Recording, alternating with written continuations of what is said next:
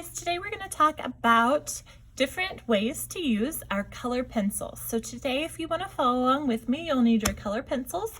You'll need a sharpener if your color pencils are dull. You may want your pencil, but you need the eraser either on your pencil or a separate eraser today to walk through all of our steps. So I'm going to set these aside and let's get started. The first thing we want to talk about is how to use pressure. Pressure means how hard you're pressing on your paper.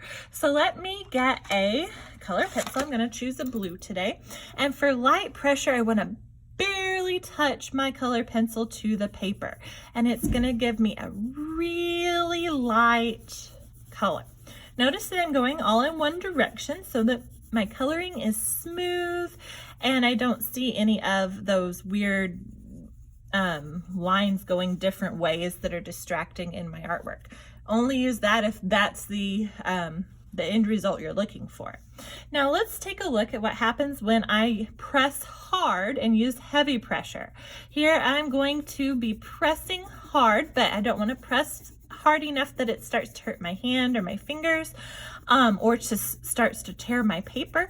But you can see that with the heavy pressure, my color, even though this was the same pencil, is really different. It goes from being very light to quite dark. The next thing I want to talk to you about is something that may be new for you, and this is called burnishing. Burnishing means we're going to apply pressure, but not with our pencil. So first, we need to add some color with our pencil. I'm going to start with a lighter pressure, and I'm going to get a darker pressure here, and you can kind of see that change in our color. This is also part of how we're going to start blending when we get to the bottom of our sheet. But once I have this ready, I can use my eraser to come in and add more pressure to my color pencils.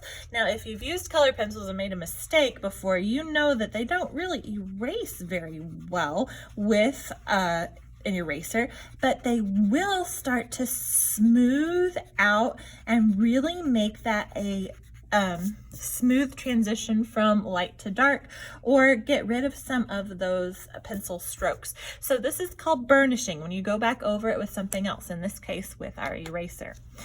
The next thing I want to show you is stipple. Stipple is a fancy word for dots.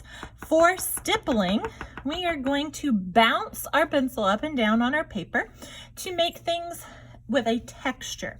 If we want it to be dark, our dots are going to be close together. And if we want it to be light, they're going to be further apart. This is a shading technique that you'll use later on if you continue in art.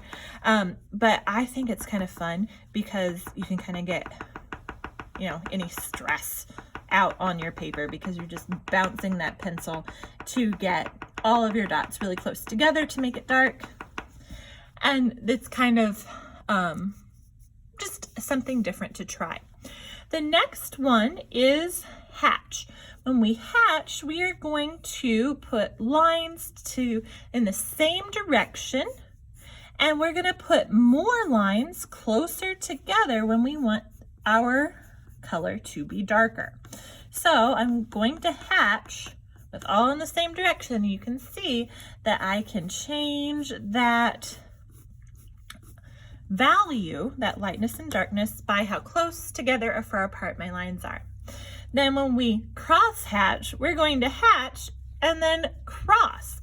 So we're going to start with some lines in one direction, and we want more lines closer together where we are going to have it darker.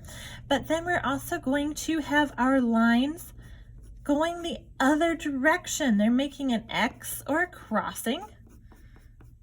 And you can see when they are really close together that they are much darker than when they are far apart. That's cross-hatching. Now, we started to use our layering and blending a little bit when we talked about burnishing. Layering is really an advanced technique that's going to be even kinder to your pencils and your paper to make them last longer and stay in better shape. Instead of a heavy pressure to make things darker, we're going to use lots of layers of a lighter pressure to achieve the same thing. So this can take a little while, and you'll notice that I've changed how I hold my pencil. I'm now using what I call the duck grip, because this kind of looks like a duck mouth, quack, quack, quack, and you put your pencil right here because you're going to be holding it further away, and your pencil is going to be almost flat on your paper as you use these light layers. So I'm going to layer for a little bit, and you can watch this as it's sped up.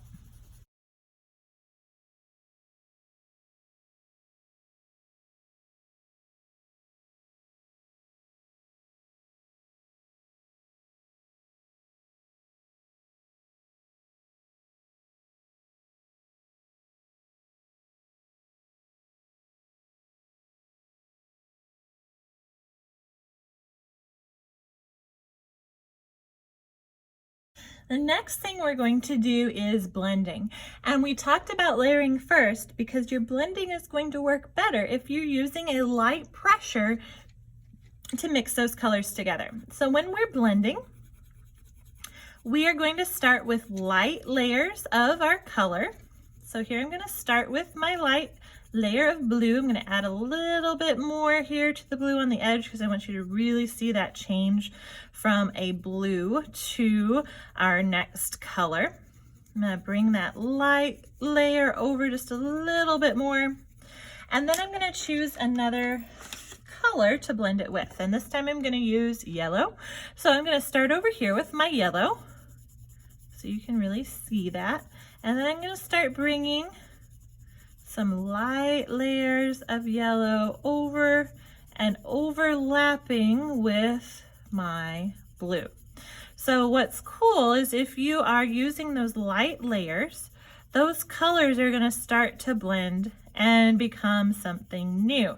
So with my yellow and my blue, I am starting to make a green.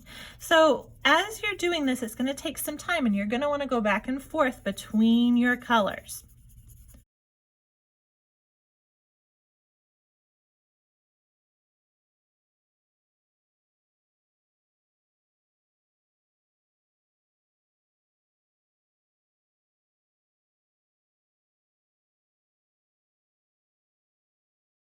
Okay, so the more layers you add and the more time you take, the better this effect is going to be. I hope that today you found something that was new that you can try out with your color pencils, and I hope that you have fun experimenting with this tool.